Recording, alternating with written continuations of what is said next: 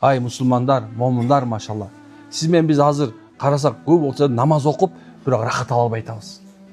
Алла жолуна чыгып рахат ала албай атабыз. Куран окуп рахат ала албай атабыз. Жамаат менен жүрүп рахат ала албай атабыз. Билесиңер эмне үчүн?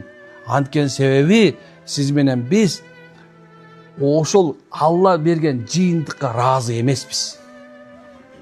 Алла берген жыйынтыкка ыраазы эмеспиз. Жүрөгүбүздө боштондук, субханалла, башка нерсе менен толкулат.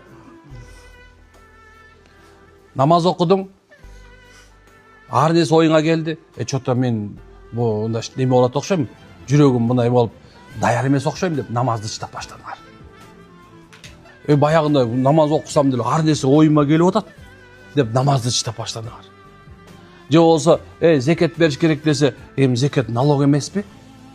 Деп не болду? Зекет бербей баштады.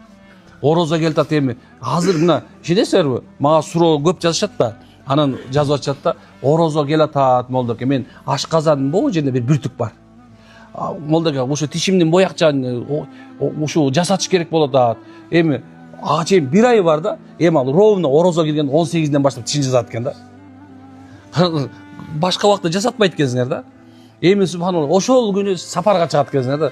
Бир башка жака кетиш керек болот экен. Ага чейин барып келиш болбойт экен да. Молдоке, ошол күнү той берген атам. Молдоке, ошол күнү үйлөнгөн атам. Кара, шайтан субханалла мында бир дайым такай эмне көрсөтөт экен? Мында бир эптеп орозо тутпай калыш керек да көбүнчөсүчү.